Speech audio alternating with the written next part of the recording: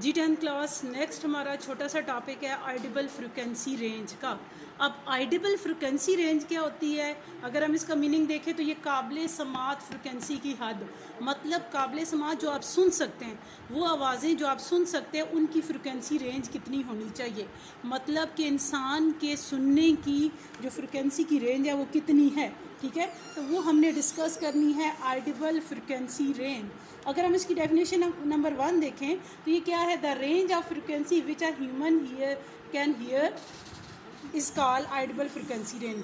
वो आपकी फ्रिक्वेंसी की हद जो कि एक इंसान सुन सकता है उसे क्या बोलते हैं? ऑडिबल फ्रिक्वेंसी रेंज, काबिल समात फ्रिक्वेंसी की हद। ठीक है, जो एक नॉर्मल इंसान सुन सकता है।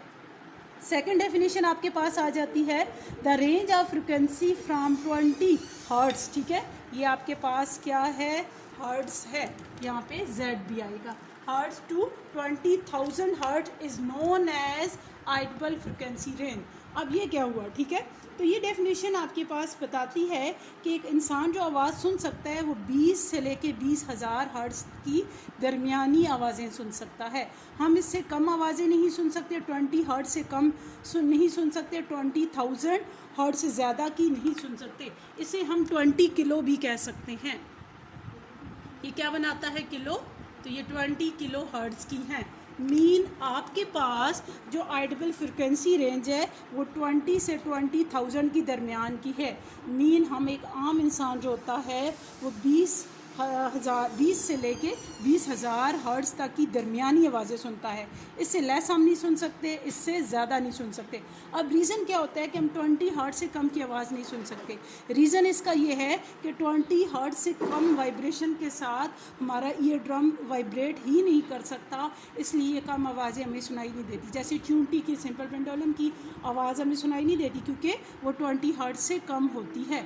उसके बाद जो 20,000 हर्ट्ज की होती हैं या 20,000 हर्ट्ज की या 20 किलो हर्ट्ज की आवाज़ें, इससे ज़्यादा की हम नहीं सुन सकते। रीज़न क्या होता है? हमारा ईयर ड्रम इतनी ज़्यादा वाइब्रेशन से वाइब्रेट नहीं कर सकता, जिसकी वजह से हमें ये आवाज़ें सुनाई नहीं देती। अंडरस्टैंड? सो साउंड हमें पता है किससे प्रोड्यूस होती है? वाइब्रेटिंग बॉडी से। A normal human ear can hear a sound only if it frequency lies between 20 to 20,000। अगर एक नॉर्मल इंसान इसके दरमियान की आवाज़ें सुन सकता है। In other word a human here neither here a sound of frequency less than 20 hertz, ना तो 20 से कम की सुन सकता है, ना a sound frequency more than 20,000, और ना ही 20,000 से ज़्यादा की। But different people have different range of audibility. It also decreases with age. Young children can hear sound of 20,000 hertz, but old person cannot hear sound above 15,000। अब इसका क्या कह रहे हैं आपके पास कि ये जो आपके पास फ्रिक्वेंसी रेंज होती है नॉर्मल तो ये 20 to 20 होती है, बट ये एज में मुख्तलिफ होती हैं।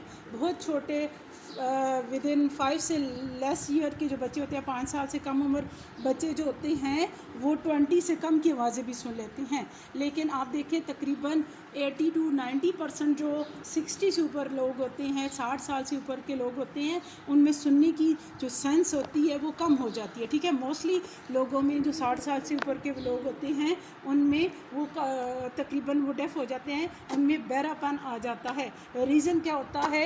एज के साथ ये फैक्टर कम होना शुरू हो जाता है।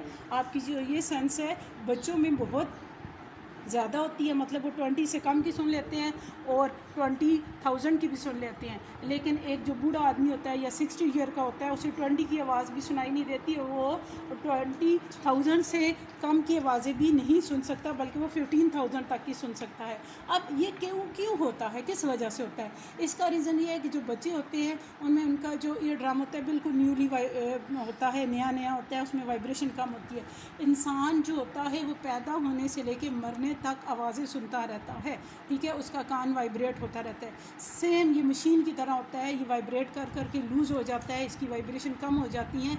तो बच्चे जो होते हैं उनका कान जो होता है बिल्कुल नया सा होता है, जैसे नई मशीन बनी होती है। ठीक है, तो उन्होंने कम आवाज़ें सुनी होती है, जिसकी वजह से ये जो होता है इनमें वाइब्रेशन कम उन्होंने सुनी होती है, कम वाइब्रेट किया होता है तो वो ज़्यादा आवाज़ें सुन सकते हैं। बट जो आपके पास ओल्ड पीपल होते हैं वो इतनी 60 साल के, तो उन्होंने 60 सालों से वो आवाज़ें सुन रहे होते हैं, जिसकी वजह से उनका ईयर ड्रम इतने साल से वाइब्रेट कर रहा होता है, वो वाइब्रेट कर कर के लूज़ हो चुका होता है, तो फिर उनकी वाइब्रेशन जो होती हैं वो कम पड़ जाती हैं। इसलिए बूढ़े लोग जो होते हैं, मोस्टली बूढ़े लोग जो होते हैं, उनमें बहरापन ज़्यादा पाया जाता है क्योंकि उनकी जो फ्रिक्वेंसी रेंज होती है वो कम हो जाती है।